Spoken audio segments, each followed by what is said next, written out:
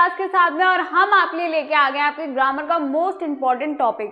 भाई टॉपिक है अपना डायरेक्ट इनडायरेक्ट स्पीच। ठीक है, तो ये आप लोग बचपन से सुनते हुए आ रहे होंगे, जहाँ से आपकी ग्रामर स्टार्ट हुई होगी तो वहाँ से ये आते हैं, 6-7 क्लास से तो आते हैं डायरेक्ट इनडायरेक्ट। अब बच्चों को इनमें कंफ्यूजन भी बहुत होती है कि भाई कहाँ पे से टू है, कहाँ पे सेट टू आता है, कैसे चेंज करना होता है, क्या होता है। ठीक है, तो आज हम आपको इसी टॉपिक के बारे में बताएंगे कि सेंटेंसेस कैसे मतलब से टू को किस में कन्वर्ट करते हैं, कैसे चेंज करते हैं। ठीक है, स्टार्ट करते हैं आज की क्लास।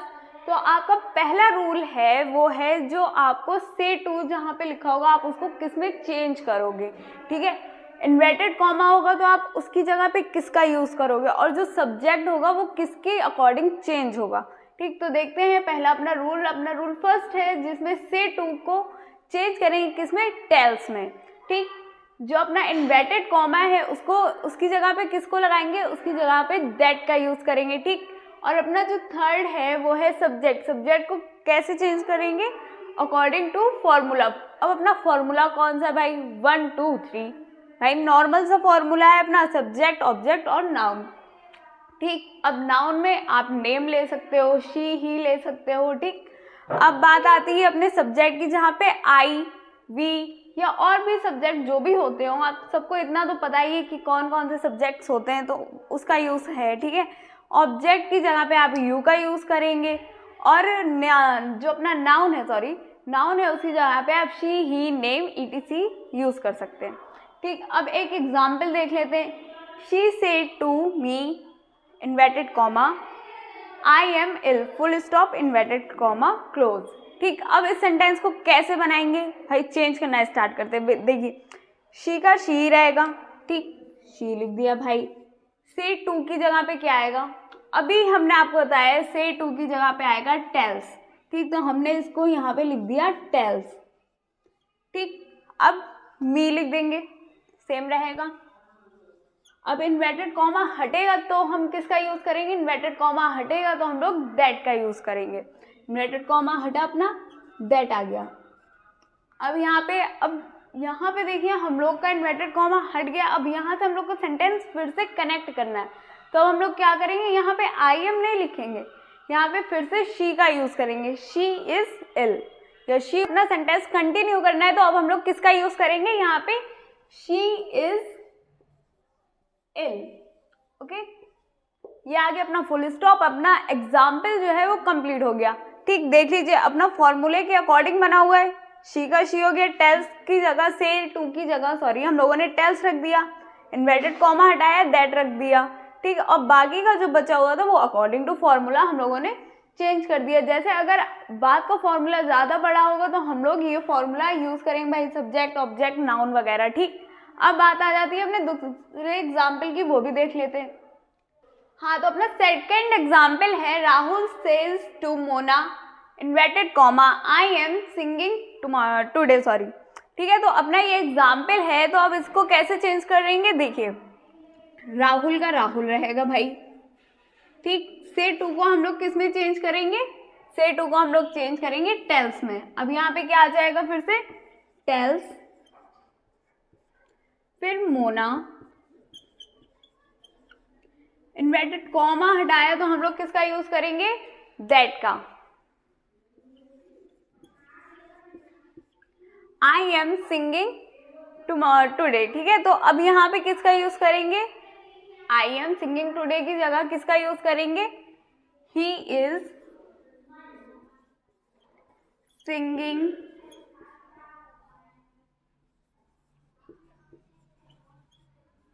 टुडे। ठीक, देख लीजिए आपका सेंटेंस ये भी बन गया एग्जाम्पल वाला। ये ही इज है, इसको हिज ना समझिएगा, ये ही इज सिंगिंग टुडे। ठीक है, तो ये सेंटेंस उम्मीद है समझ में आ गए होंगे, जो हमारा फर्स्ट रूल है। अब बात करते हैं अपने सेकेंड रूल की। पहले एक बार हम आपको फिर से बता देते हैं कहाँ पे कैसे क्या चेंजेस होंगे। जैसे आपके सेंटेंस में सेज टू लिखा है तो वो टेल्स में चेंज होगा।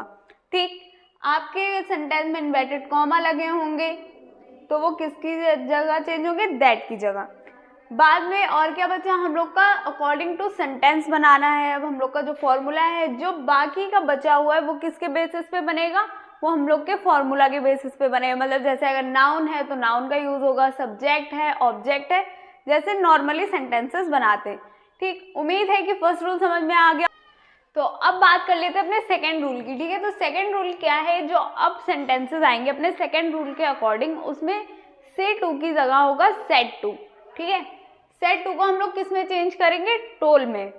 ठीक, इन्वर्टेड कॉमा को हम लोग पिछली बार की तरह डेट में ही चेंज करेंगे, और जो हम लोग का सब्जेक्ट होगा उसको अकॉर्डिंग टू पर्सन चेंज करेंगे। ठीक, इतनी सी चीज समझ में आ गई कि भाई सेट टू को किस में चेंज करना है, टोल्ड में चेंज करना है, और इन्वर्टेड कोमा। तो बात कर लेते हैं अपने सेकंड रूल की, जहां पे अब हम लोग सेंटेंसेस में देखेंगे जहां पे से टू की जगह सेट टू आएगा, और जिसको हम लोग चेंज करेंगे किसमें, टोल्ड में। ठीक, इन्वर्टेड कॉमा को हम लोग चेंज करेंगे पहले की तरह दैट में, और सब्जेक्ट जो होगा हम लोग का अकॉर्डिंग टू पर्सन चेंज होगा। ठीक, तो अब हमने, आप देख रहे हो यहाँ पे एक छोटा सा चार्ट बना रखे हैं, 2-3 छोटे छोटे चार्ट है जो आपको बताएंगे कि कौन सी चीज किस पर्सन में चेंज होगी। ठीक, जैसे यहाँ पे हम लोग बात कर ले जहाँ पे टेंसेस का यूज होगा, तो वहां पे हम लोग कैसे चेंज करेंगे, जहाँ पे डू और डस का आएगा तो वहां पे हम लोग डिड का यूज करेंगे। ठीक, जहाँ पे इज एम आर आएगा वहां पे वॉज और वर का यूज करेंगे। भाई ये तो कॉमन सी चीज है, आप लोगों ने 9th में पढ़ी होंगी, या 9th वाला बच्चा देख रहा होगा तो उसने 8th में पढ़ी होंगी, ये सब तो आता ही आता है। हैज और हैव का चेंज होगा तो किसके साथ में होगा, हैड के साथ में चेंज होगा। अगर हैज और हैड बीन का चेंज होगा तो हैड बीन के साथ चेंज होगा। डिड का यूज होगा तो वहां पे आप हैड का यूज करोगे। हैज बीन, वॉज और वर आएगा तो हैड बीन का यूज करोगे। हैड का यूज आएगा तो आप हैड ही यूज करोगे उसकी जगह, और हैड का यूज आएगा तो हैड बीन का यूज कर सकते हो अकॉर्डिंग टू सेंटेंस। ठीक, अब आ जाते हैं अपने और एक छोटे चार्ट पे। ये आपने देखा होगा भाई, विल जो होगा, मतलब आपने सुना होगा, पढ़ा होगा ऐसा कि विल जो है वो वुड में चेंज होता है, शेल जो है शुड में चेंज होता है, कैन कुड में चेंज होता है, मे जो होता है माइट में, और मस्ट जो होता है अपना किस में चेंज होता है, हैड टू में। ठीक, ये चीजें भी समझ में आ गई होंगी। और जो अपने टाइम की बात आती है, जैसे अब जो सेंटेंसेस आएंगे हमारे पास अकॉर्डिंग टू सेकेंड रूल, उसमें आपके लास्ट में टाइम दिया होगा, दिन दिया होगा कि भाई मैं ऐसा काम कल करूंगा, या आने वाले टाइम में करूंगा, या मैं पहले कर चुका हूँ। ठीक, इस टाइप के सेंटेंसेस आएंगे लास्ट में। तो अब वो टाइम हम लोग कैसे चेंज करेंगे वो भी देख लेते हैं। जो टुडे आएगा, मतलब जो आज का दिन है, वो उसे हम लोग सेंटेंसेस में टुडे की जगह पे लिखेंगे डेट डे। ठीक है, डेट डे। अब आ जाते हैं टुमारो के लिए। तो टुमारो के लिए हम लोग क्या यूज करेंगे यहाँ पे, द नेक्स्ट डे, मतलब आने वाला दिन, नेक्स्ट माने जो आने। ठीक है, टुमारो की जगह हम लोग द नेक्स्ट डे का यूज करेंगे, क्योंकि भाई नेक्स्ट का मतलब होता है जो आगे आने वाला है, तो मतलब यहाँ पे हम लोग किसका यूज करेंगे, द नेक्स्ट डे का। यस्टरडे जो पीछे गुजर गया उसकी जगह पे हम लोग यूज करेंगे द प्रीवियस डे। यहाँ पे ये लिखा हुआ है, हेयर का देयर, दिस का दैट, फ्रॉम का सॉरी टू, नाउ का दे, आफ्टर बिफोर। ठीक है, दीज और दोज, कम गो। ठीक है, तो उम्मीद है कि ये चार्ट भी आपके समझ में आ गया होगा। भाई छोटा सा चार्ट है, ऐसा कुछ समझना नहीं है, बस ये देखना है कि किसमें क्या चीज़ चेंज होनी है। ठीक, अब बात कर लेते हैं अपने एग्जाम्पल की। ठीक है, तो एग्जाम्पल बहुत छोटा लिखा है, चार्ट ज़्यादा बड़ा बन गया भाई, तो आप लोग थोड़ा एडजस्ट कर लें। ठीक है, ये अपना जो है एग्जाम्पल लिखा हो। अब इसको कैसे बनाएंगे, चलिए ट्राई करते हैं। राहुल, सेम वैसा ही बनाना है जैसा अभी तक हम लोग बना रहे थे, बस कुछ चीजें चेंज होनी है। जैसे यहाँ पे भाई पहले हम लोगों ने बनाया था वहां पे से टू था, अब यहाँ पे सेट टू हो गया, तो सेट टू किस में चेंज होगा, टोल्ड में। ठीक है, तो सेट टू को हम लोगों ने चेंज किया टोल्ड। फिर आ गया मोना, भाई सेम ही रहेगा वो तो बिल्कुल। अब इन्वर्टेड कॉमा हटाएंगे तो हम लोग किसका यूज करेंगे, इन्वर्टेड कॉमा हटाया तो हम लोग दैट का यूज करेंगे। यहाँ पे आ गया अपना that, I am singing today. ठीक है, तो अब ये जो मोना है ये बता रही है ना, तो अब ये यहाँ पे आई एम की जगह क्या आ जाएगा, ही। और इज एम आर की जगह पे क्या यूज होगा, देखिए इज एम आर की जगह पे वॉज या वर। अब यहाँ पे क्या आना चाहिए भाई, वॉज आएगा, सीधी सी बात है, he was singing, he was singing। अब टुडे की जगह पे क्या आएगा, आप लोग ने देखा, अभी हमने आपको चार्ट बताया जहां पे टुडे की जगह पे आ रहा है दैट डे। ठीक है, तो अब हम लोग यहाँ पे लिख लेंगे दैट डे।